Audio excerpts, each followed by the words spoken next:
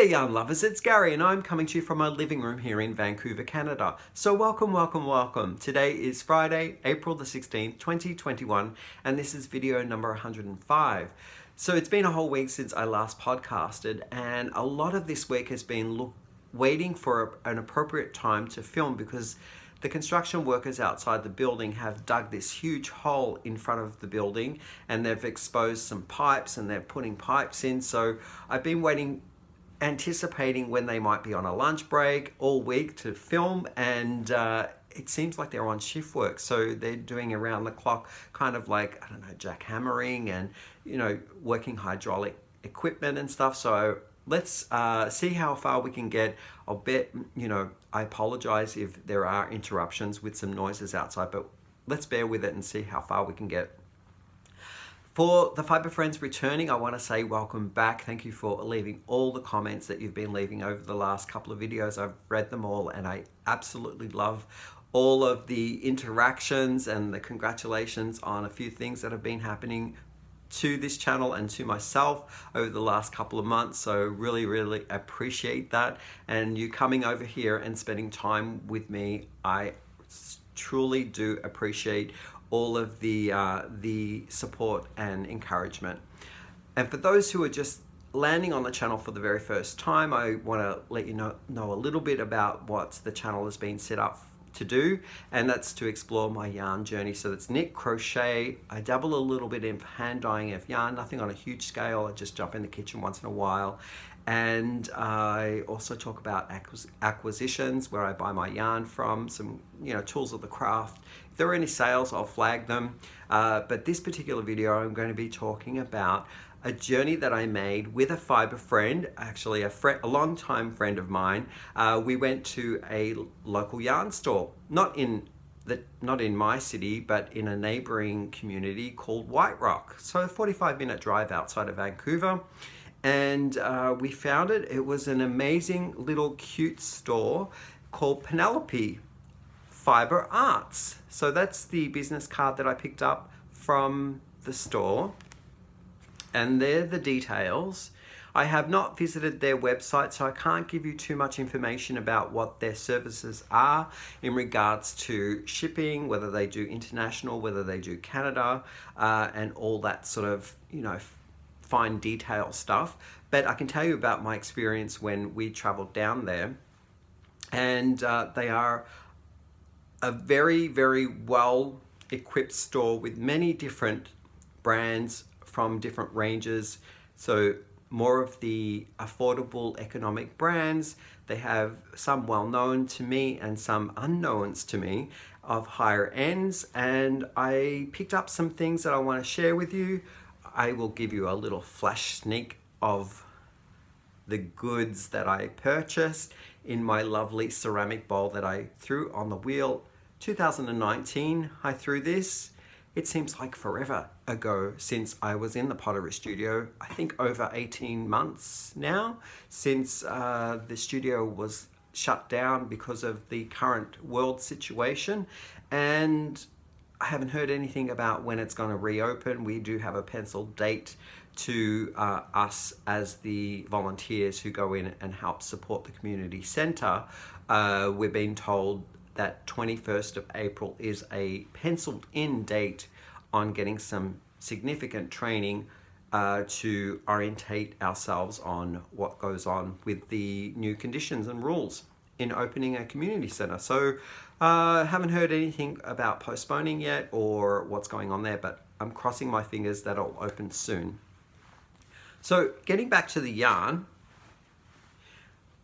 these are some of the fibres that I have not tried before. Price points will all be in Canadian dollars, seeing I live in Canada and also the store is Canadian. So look at these wonderful beauties. Now you may ask, why are they so small? Because the strands themselves are super fine, and you can knit or crochet with this on its own, which is a alpaca and silk blend, to get a nice light drapey, airy, lacy garment. But the intentions that I want to use it for is to pair it with another yarn. So let's talk about the yarn and I'll give you some ideas on what I'm thinking of using it for. I picked up 2 of these colors. They had several others. I was really looking for a mustard, but they didn't have one. And I'll let you look at the label and I'll read you what the item is. It's from Drops and it's called Brushed Alpaca Silk Unicolor. And the little blurb here says a luxurious blend of brushed alpaca and mulberry silk. It is made in Peru. It's a product of Peru. And I believe that Drops might be, correct me if I'm wrong, is it UK maybe? I'm not sure. It's a UK brand. Here they are suggesting for the needle or hook size to be a 5mm if you are to work it up on its own, I guess. So it'll be a nice airy and light garment fabric that it makes up. And I'm going to say it's probably considered a lace weight or one above the lace weight, which is, I believe, a sport weight yarn. Because of all the fuzz, it might be classified a little bit thicker.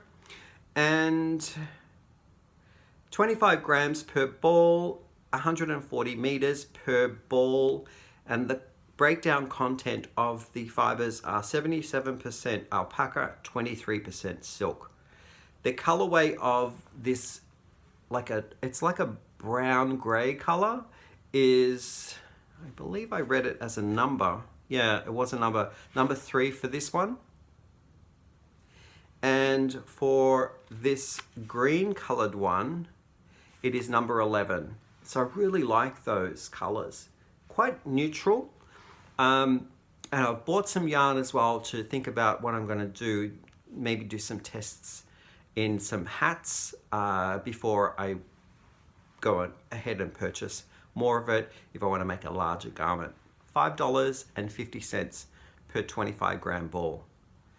So yeah, a couple of balls of Drops. I believe they call it Fable. Yeah, Fable Unicolor.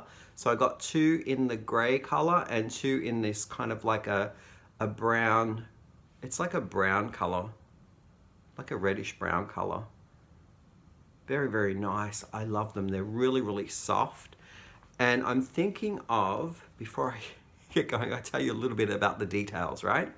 So there's the label there. It's sort of in a heathered, styled color. It's superwash treated sock wool, it says here. And needle size is 3mm or hook size is also 3mm. They are saying it is a 50 gram ball of yarn, which gives you 205 meters or 224 yards. The content is 75% wool and 25% polyamide. The color of this one is 115, and each of these balls were retailing at $5.95. This is made in the EU, so Europe, and I also have it in this brown color here as mentioned, and this color number is 300. So my thought behind getting these was to maybe try a blend of something of a slight contrast in tone between like a wool, like this one here, it's a superwash wool with the alpaca silk, or go with a variety of yarn that is kind of in the same family of colors, so the browns, and have it closer together in a less of a contrast in tone. Then the green would also be something that I would consider as kicking it into a different level altogether and seeing how that blends up if I hold the 2 of these together. Just a little bit of experimenting there that I'll probably look into in the next little while. I also got a hank which was on discount, I think, for 40%, and originally it was priced in the store for $28. So I got this lovely mint green grayish color. I'm not too sure whether Mama's Retro Kitchen is the name of the color. It probably is. But Nettle Soft is also on here. I don't know whether that is the name of the fiber base. And in the end, with the 40% discount, it came to, I think it was like $16 to $18. It's a DK weight yarn. It is made up of 68 superwash fine merino and 32 nettle. Oh, that's right. So it is, nettle is a fiber. And in the hank, I get 240 meters or 263 yards. It's a 100-gram hank.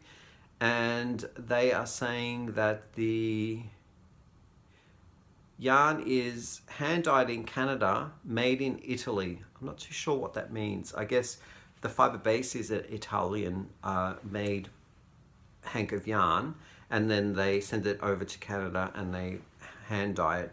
So I really, really love, I've only ever used Ancient Arts yarn, I think twice before. So I had a yellow color and I had a dark purple. And now this is my third ever hank of this wonderful yarn. It's super, super soft. And it is a DK weight, which I would say is correct. And I like the twist. It seems to be a medium twist, not a high twist, but a medium twist. And what else can I tell you about it? I think this was an impulse buy because it was on discount, but I really like the color. As you know, I'm a green lover, and this is kind of like a minty, I'm gonna say almost like a light sage color. Love it, love it. And then I also got, oh, I didn't give you the price. I did give you the price, didn't I? I'm all over the place. Then I got the James C. Brett Northern Lights, one ball, one shawl, so they claim. It's double knitting, so it's a 3-weight yarn in this beautiful colorway.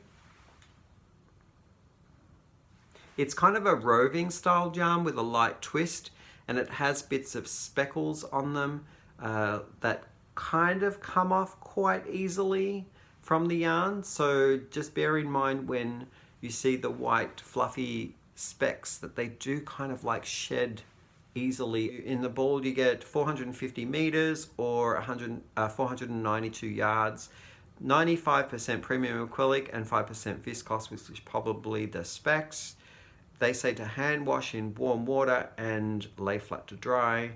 The shade number or code is NL5, and it is made in Turkey under the license for James C. Brett, which is a Yorkshire UK